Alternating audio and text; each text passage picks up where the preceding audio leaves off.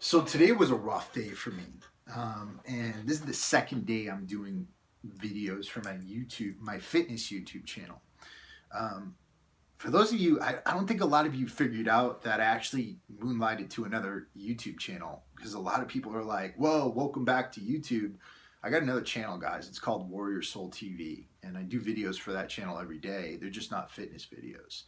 Um, I constructed that channel to create different types of advice for life, but the reason for doing it was to help veterans who've been transitioning out of the military, and veterans who have transitioned out but are in a really rough state right now. But that being said, a lot of the advice I give about life on this channel, or a lot of the advice I give about life on that channel, could actually apply to a lot of people here, because I talk about things like resilience, being tough, being less fragile. So if you want to check that out, check out Warrior Soul TV.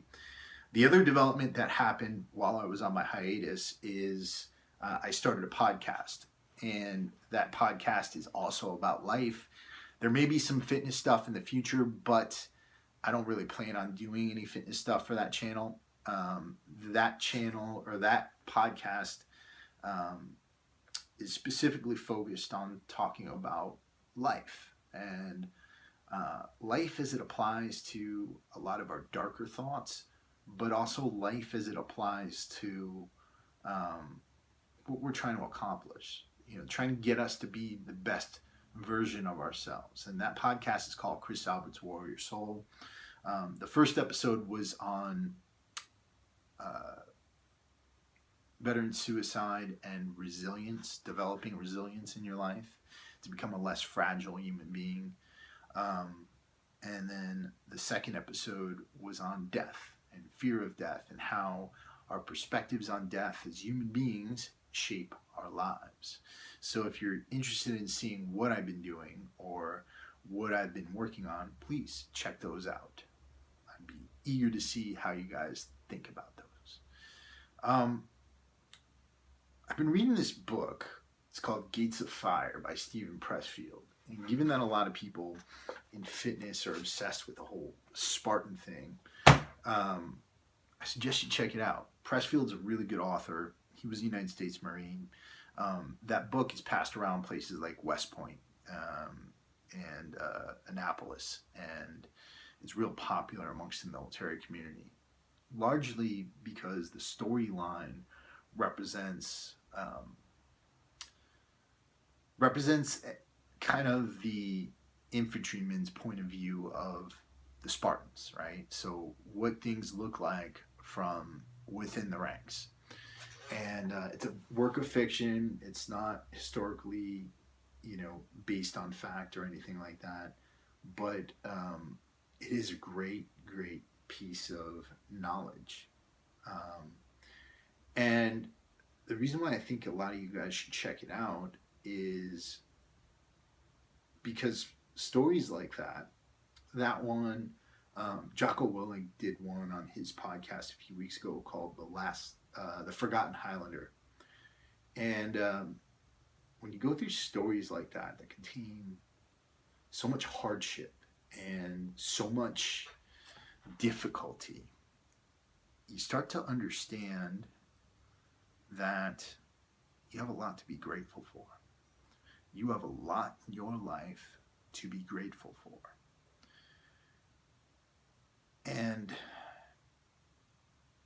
it's hard at times, I think, for a lot of you to understand that, because you set yourself so focused on one aspect of your life. And let's be honest, most of the people on this channel who watched this channel while it was in its fitness heyday were so obsessed with one little tiny aspect of their lives, and that was their appearance. That you forget about life itself. You forget about how awesome this world is for all of us who live in areas where we don't have a lot of poverty.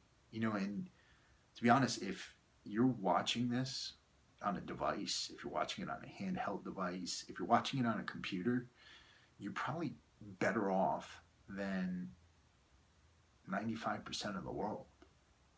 Most of the world suffers. Most of the world is in a hard state. And I think the biggest problem with a lot of us is that we don't understand what suffering is. For us, suffering is dieting. For us, suffering is going into the gym and doing a set of squats. It's not suffering. It's not anything hard. You're in a fight against a bunch of inanimate objects that you're pulling up off the ground. Your diet, if you're trying to lose weight, is actually probably a lot more calorically rich than what most people around the world get. But yet we complain. And yet we also kind of put some kind of false bravado onto the thing and act like we're brave for doing what we're doing. We act like we're heroes in some way.